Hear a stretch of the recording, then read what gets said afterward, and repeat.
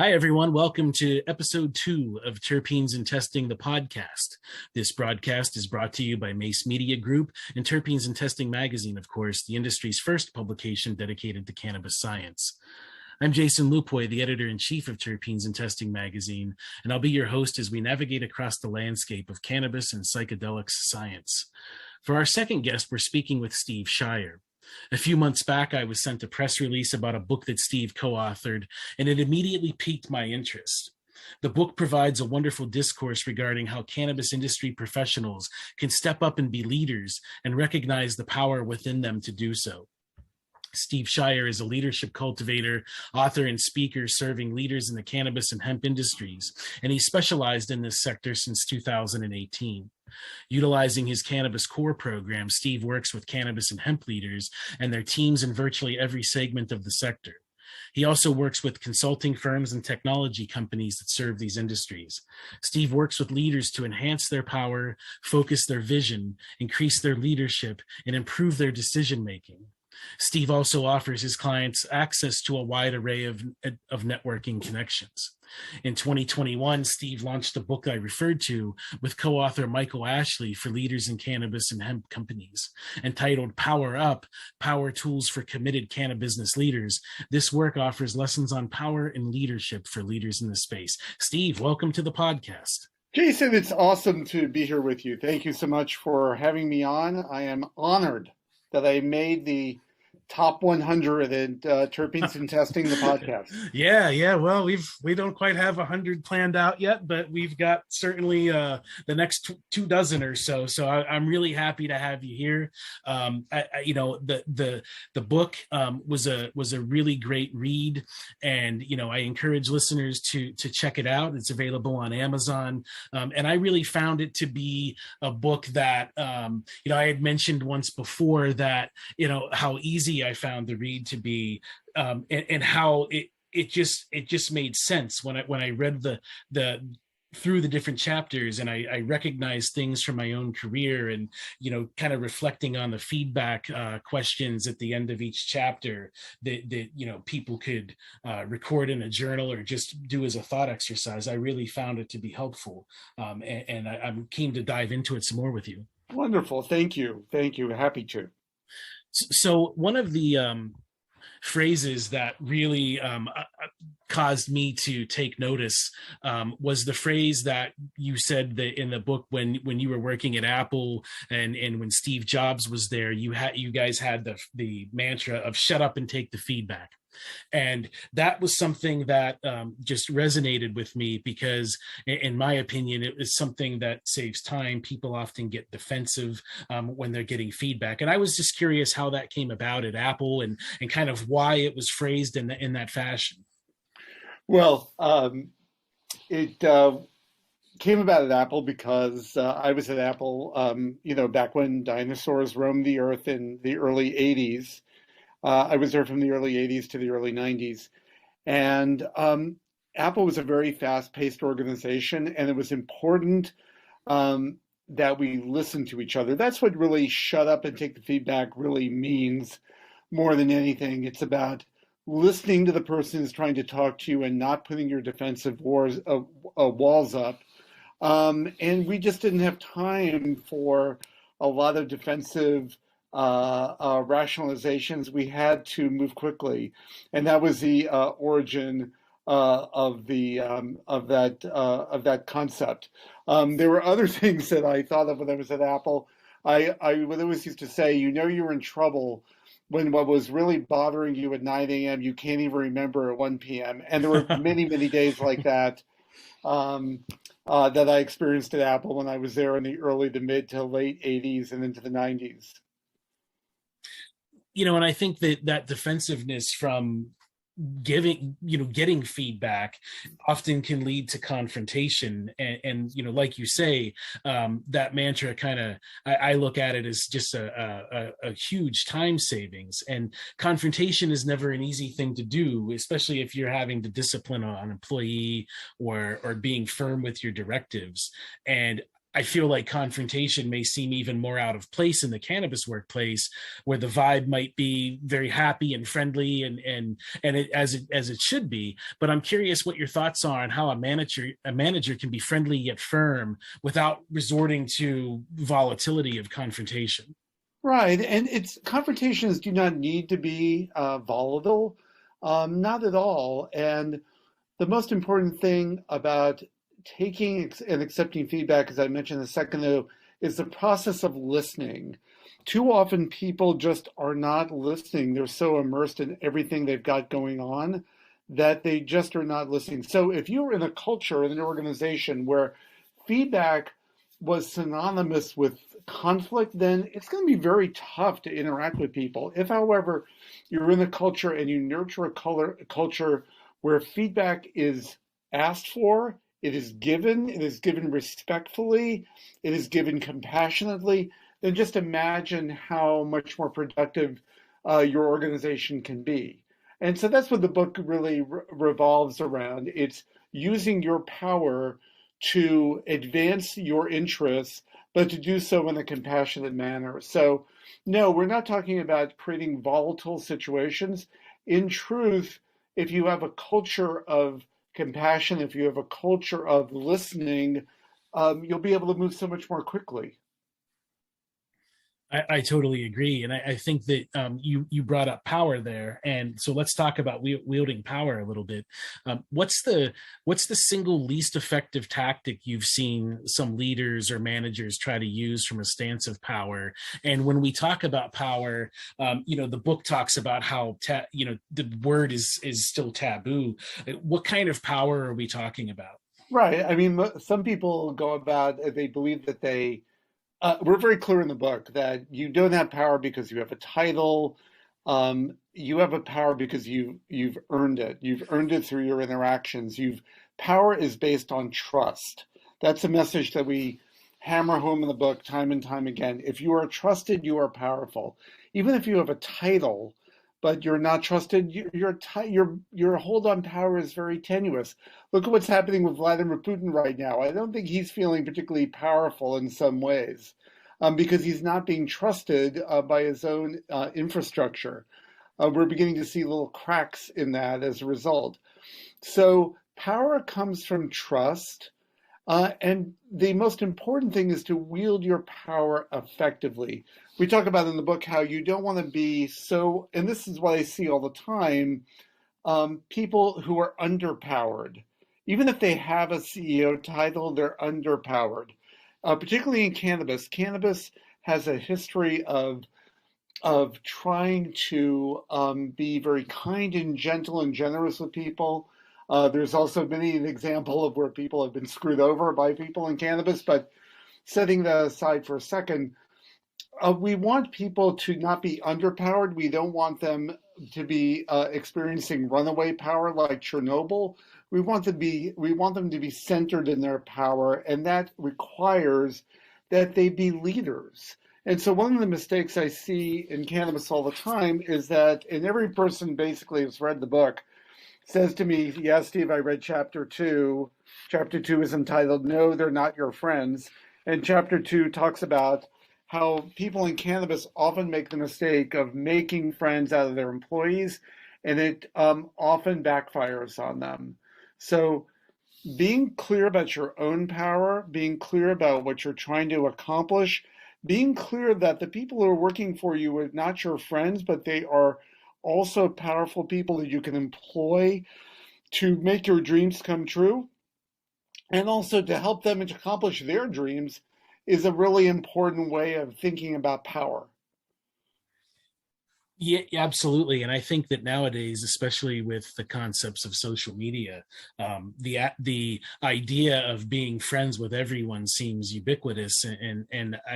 When you say that a manager should not be friends with their employees, I think that a lot of people, like you say, in the cannabis industry, that's something that it seems like that's what people are thinking it should Well, be. it And seems shocking, and in truth, being friends, as my friend and colleague Sparky Rose at the Supercritical Consulting Firm told me a year or so ago, was that in the legacy market, you had to be friends with people because you were afraid if you weren't that they would betray you, Right.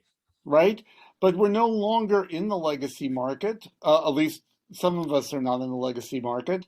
And it's important to not make that mistake when you're running a regulated company. Yeah, and I think that one of the first stories I remember reading in the book where it was about some friends that wanted to have, they were passionate about cannabis. They were excited to be having the opportunity to get involved in a legal industry, and they kind of were splitting everything, if I remember correctly, almost in fourths, and nobody was really stepping up to take power.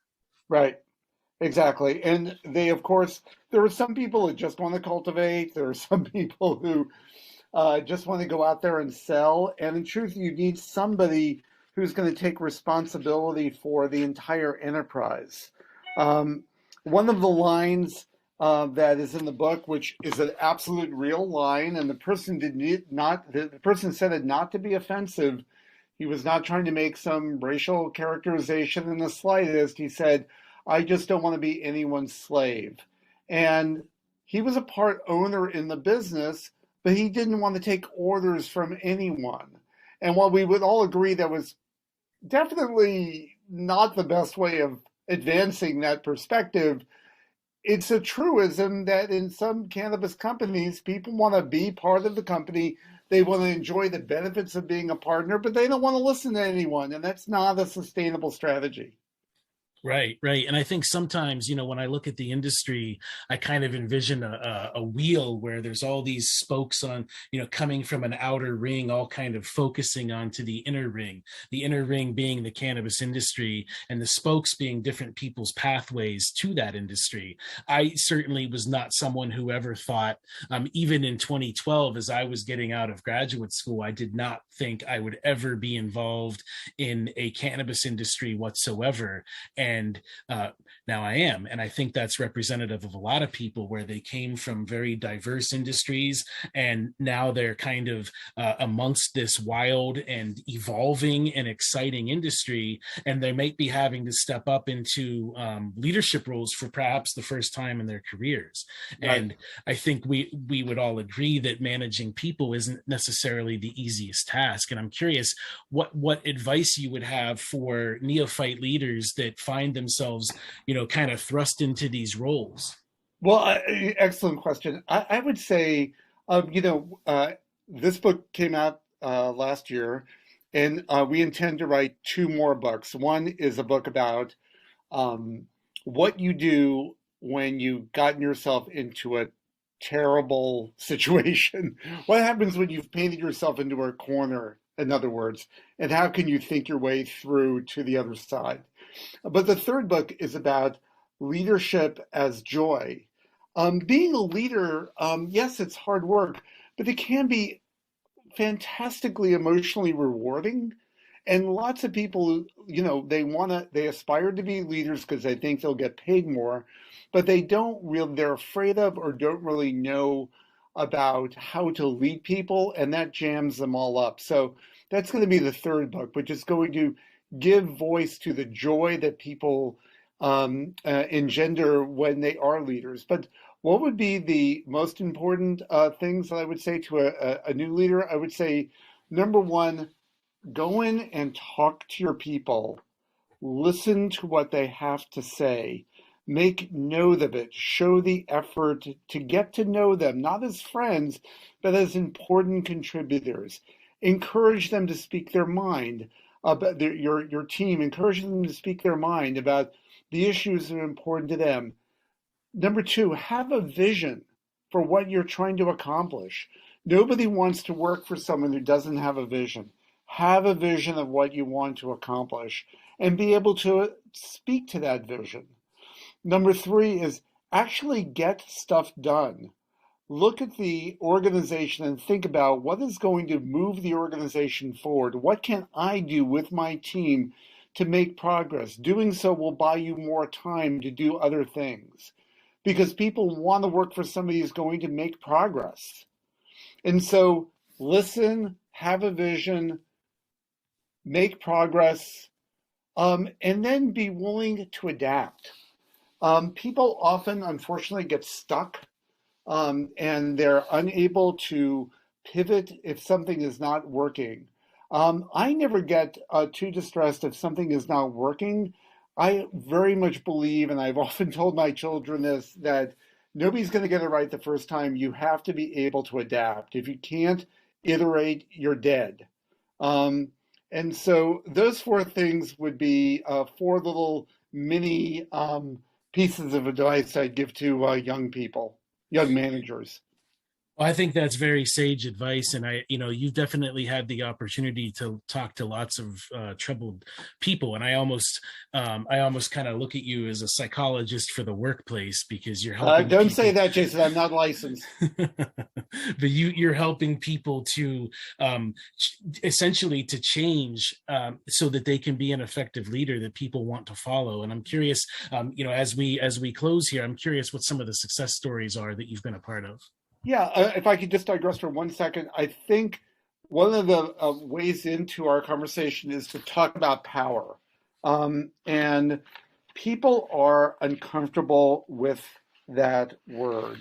And one of my life goals is to have them be less uncomfortable with it. When people join companies, they bring their emotional baggage. And when I say baggage, I just mean their experience. They bring their family experience, their prior work experience, their views of how people work and live. And some of those are very true, and some of them are just their experiences. And people are often very uncomfortable about power. I want to give a plug to Professor Rosabeth Moss-Cantor of the Harvard Business School, who says power is America's last dirty word.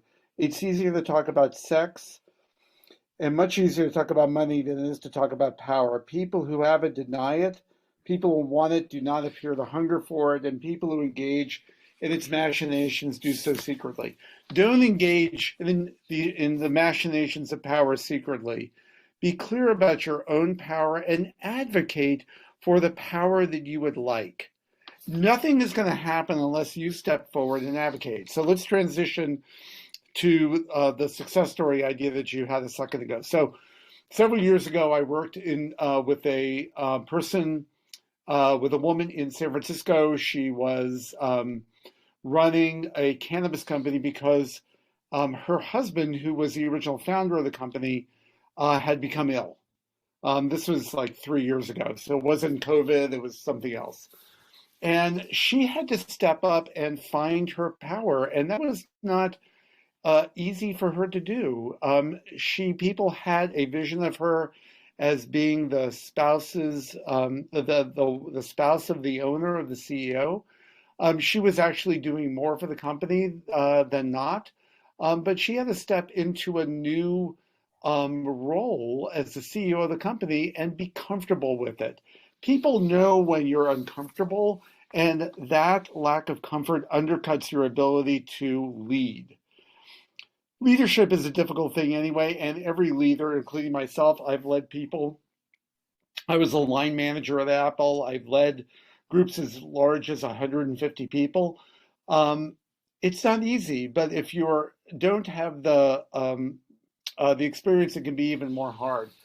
So by sitting down and talking with her over a 6-month period, pardon me, I got her to understand what was expected of her at this point and how she needed to act differently, because it is a matter of acting and thinking differently in regards to power.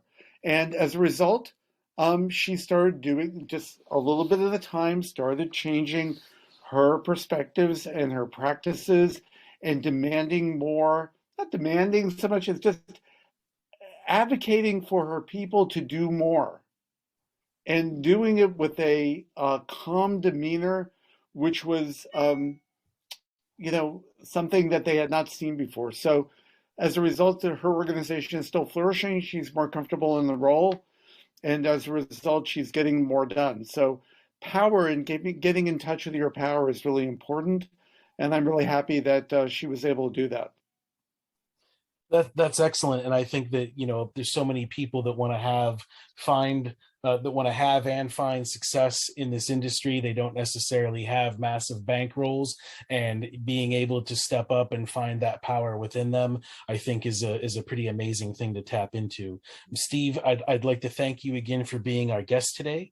I hope everybody goes out and checks out his book, Power Up. It's available on Amazon. I'd like to thank Jason, if people would like to contact me, they could email me at steve@stevescheier.com, and I'd be happy to talk to them. And it was a great pleasure to be on the podcast today, and thank you so very much for having me. It was great to have you, Steve, and I look forward to talking with you again. All of you listeners, thank you for tuning in. We'll see you next time on Terpenes and Testing the podcast. Until then, please come visit us at www.terpenesandtesting.com or on one of our social media platforms. Cheers.